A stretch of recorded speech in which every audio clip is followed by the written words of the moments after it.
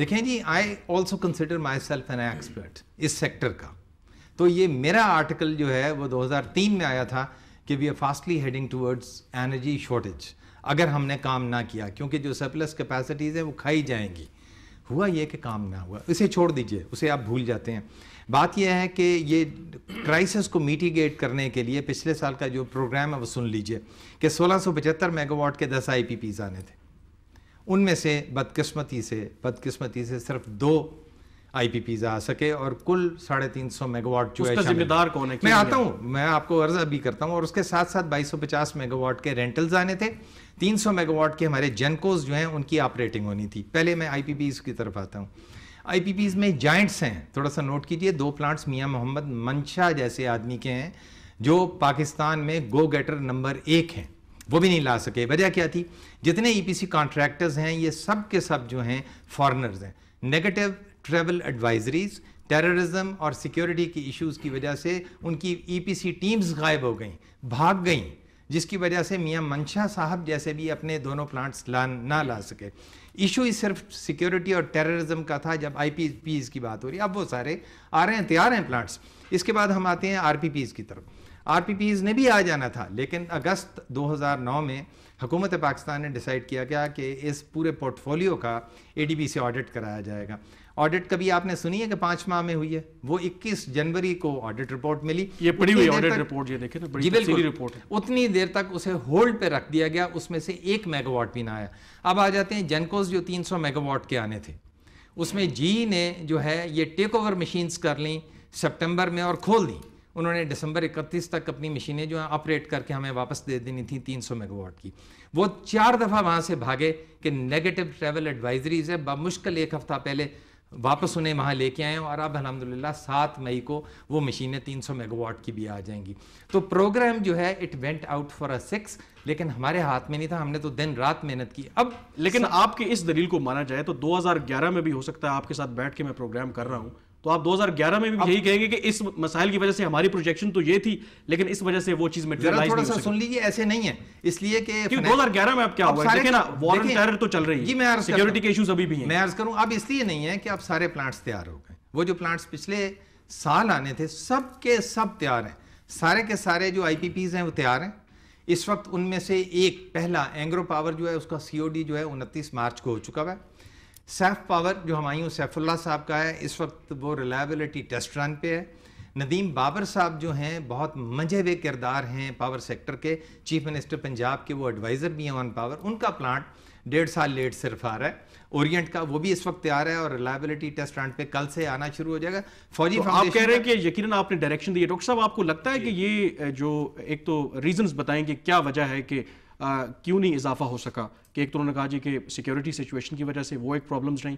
آپ اگری کرتے ہیں اس کی وجہ سے کہ یہ جینوئن پرابلم ہے، یہ گورنمنٹ کے ہاتھ میں نہیں ہے؟ دیکھیں، یہ ایک فیکٹ ہے کہ جو پاور پلانٹ 2009 میں مکمل ہونے تھے اور وہ بہت قریب تھے مکمل ہونے کے، وہ سوائے 2 کے جس کا ذکر چیمہ صاحب نے کیا، وہ مکمل نہیں ہو سکے.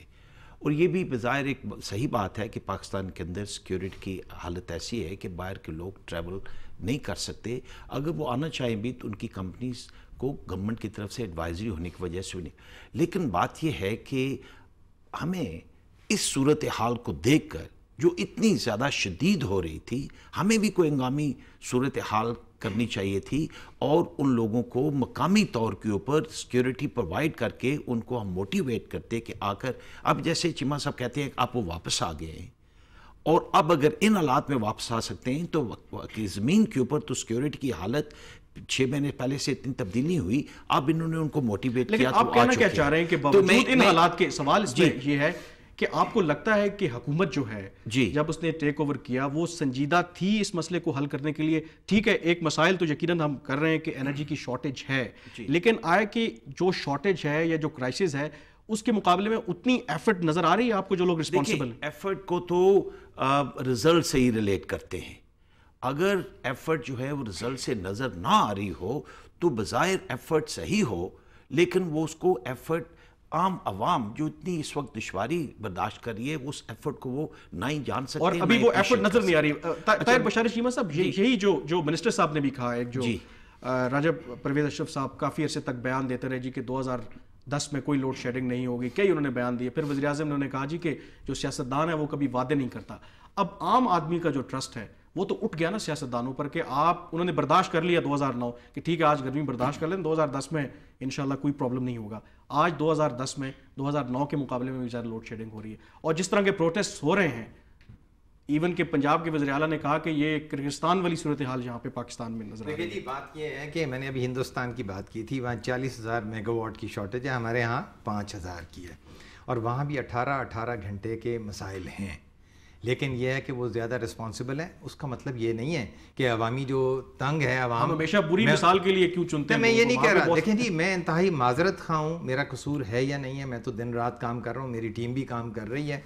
انشاءاللہ تعالیٰ بہت جلد اگلے 10 دن میں حالات جو ہیں بہت بہتر ہو جائیں گے، اس لیے کہ سنو میلٹ بھی آ رہا ہے، دریاؤں میں پانی بھی آنا شروع ہو جائے گا.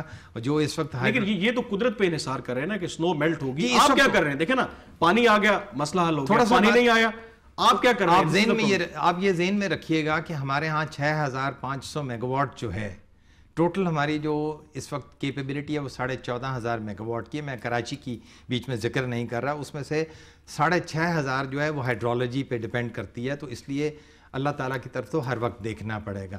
ہاں جب 7-8 سال یا 15 سال محنت نہیں کی جائے گی تو آپ خود سوچئے کچھ وقت چاہیے ہوگا. پچھلے سال بدقسمتی ہو گئی کہ یہ ہم سارے پلانٹس نہ لا سکے. اب تیزی کی طرف تکمیل کی طرف جا رہے ہیں. میں نے آپ کو پہلے بتا دیا کہ جینکوز جو ہیں ان میں سے 300 میگا واٹ آ جائے گا، اور 7 مئی کی ڈیٹ ہم دے رہے ہیں.